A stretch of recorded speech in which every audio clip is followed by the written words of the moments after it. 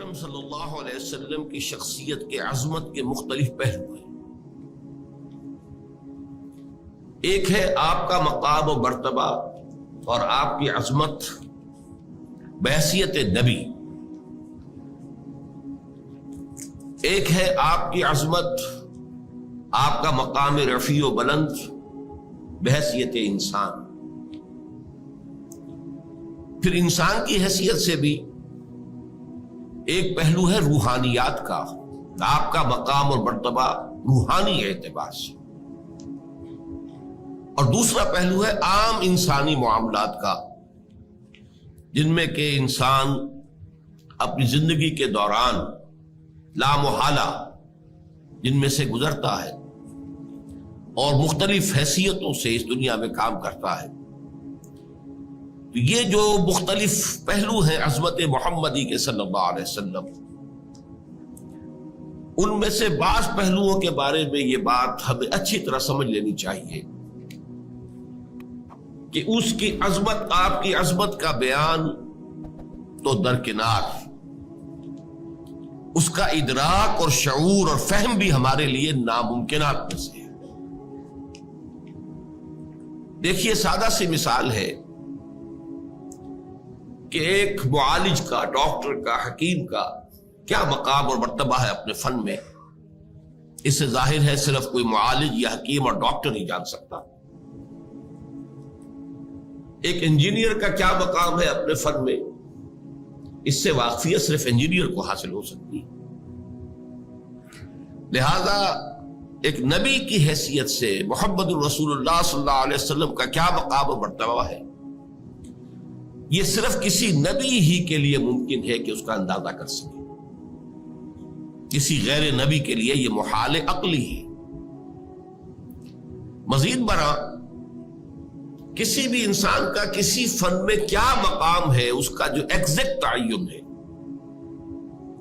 وہ وہی شخص کر سکتا ہے جو اس فن میں اس سے بالا تر ہو۔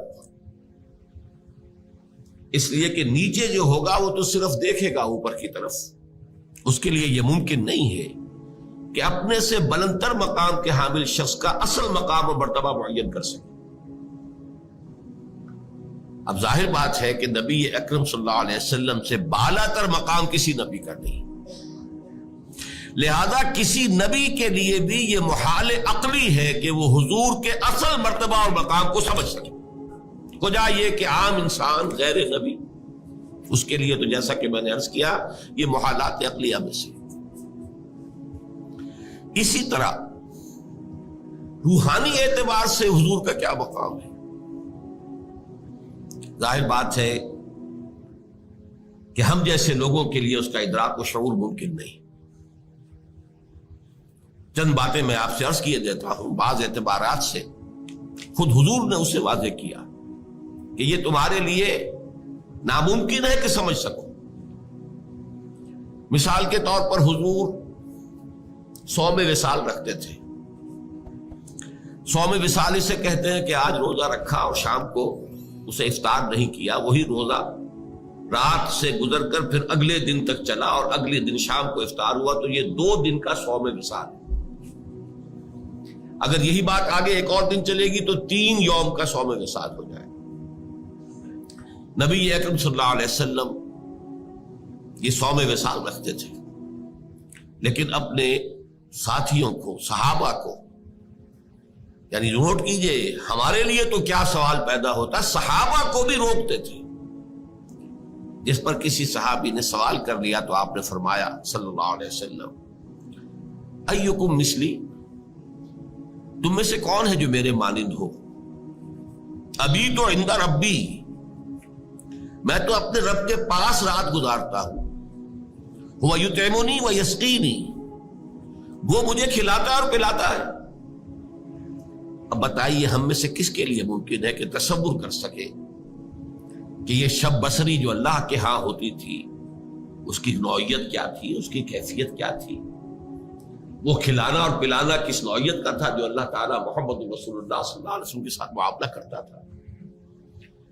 معلوم ہوا کہ یہ چیز بھی ہمارے دائرے سے خارج ہے۔ اچھا، میں تو اپنی بات کر رہا ہوں،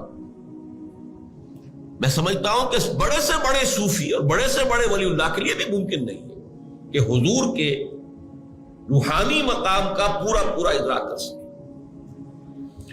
ان دونوں پہلوؤں سے جب ہماری عقلیں اور ہمارا فہم و شعور اور ادراک عاجز ہے تو اس کا مفہوم یہ ہوا کہ اس کو بیان کرنے کی کوشش کرنا بہت بڑی خطا، بہت بڑی غلطی ہے۔ یہ بڑی خطا اس اعتبار سے نوٹ کیجئے، سادہ سی مثال سے بات سمجھ میں آ جائے گی۔ ایک لطیفہ ہے،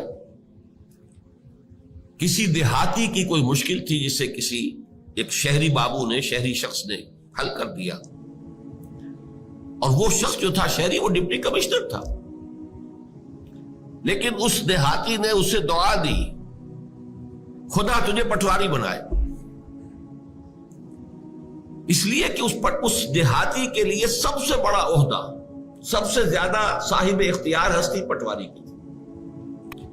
اس کی تھوڑی سی جنبش قلم سے اس کی زمین کسی اور کے نام درج ہو جاتی ہے، انتقال ہو جاتا ہے، اسی کے قلم کی جنبش سے مالیانہ معاف ہو جائے گا۔ سارے اختیارات اس دیہاتی کے جو ہیں، اس کاشتکار کے جو ہیں، وہ تو اس کے ہاتھ میں ہیں۔ اسے کیا معلوم کہ اس پٹواری سے لے کر اس ڈپٹی کمشنر تک کتنے عہدے ہیں درمیان میں، اور وہ شخص کتنے مقام بلند پر فائز ہے جسے وہ دعا دے رہا ہے پٹواری ہونے کی۔